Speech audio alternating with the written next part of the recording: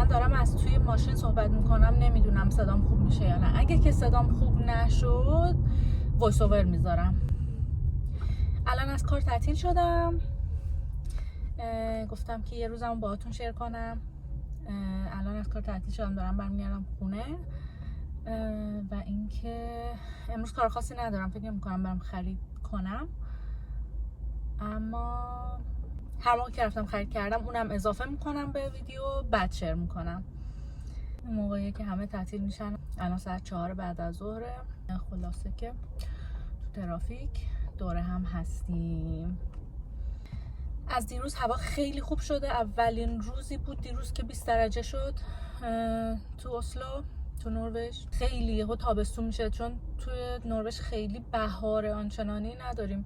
از زمستون یهو گرم میشه، مدل گرمای تابستونی، چون 20 درجه اینجا خیلی داغه، انگار که خورشید خیلی نزدیکه به نزدیکتره اینجا به آدم، ولی 20 درجهش واقعا گرمه و دیگه همه ذوق میکنن دیگه. اینجا تا هوا خوب میشه همه خیلی خوش اخلاق میشن، ملت تو خیابون به آدم لبخند میزنن، راه میدن به آدم، خیلی خوش اخلاق و مهربون میشن. برعکس ایران، چون ما انقدر گرمامون شدیده، اونجا همه بد اخلاق میشن موقع گرما، برف میاد خوشحال میشن. اینجا برعکس، اینجا از اکتبر، از آخر اکتبر ما برف داشتیم تا همین 2 هفته پیش آخرین برف بود.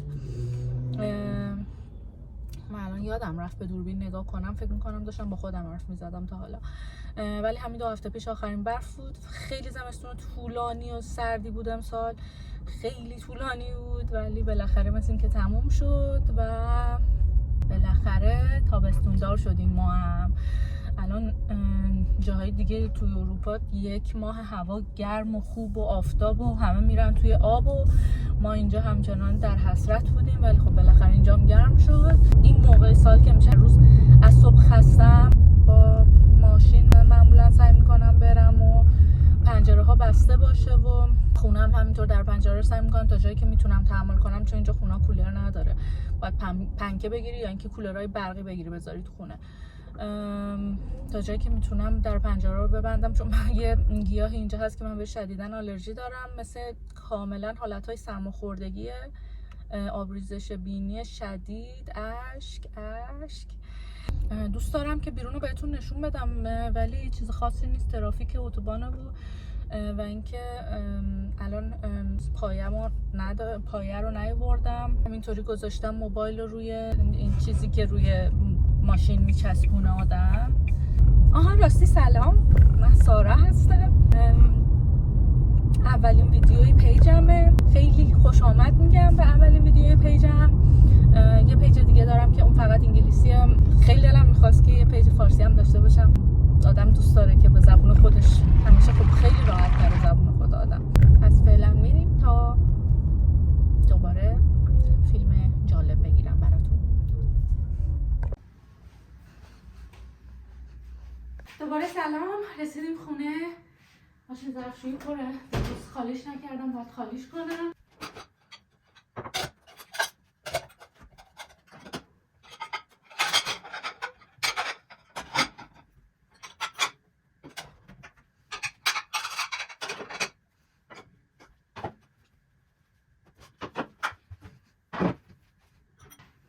اینم ماگی فیوریت منه.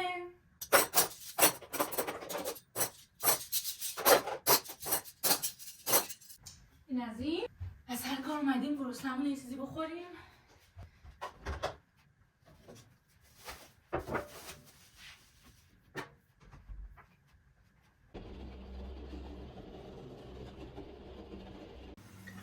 یکی از بزرگترین فروشگاه‌های مواد غذایی اسلوه.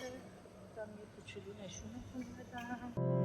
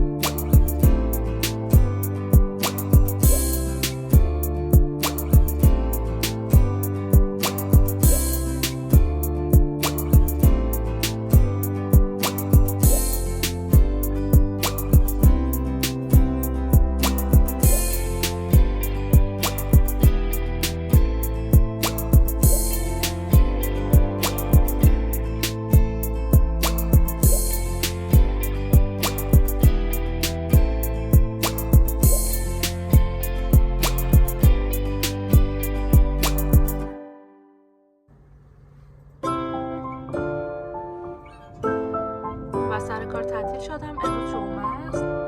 اومدم ماشین رو بشورم که خیلی کثیف بود. اگه یادتون باشه اول ویدیو، این خودش دیگه اتومات دیگه، فعلا داخلش رو وقت نکردم من بشورم.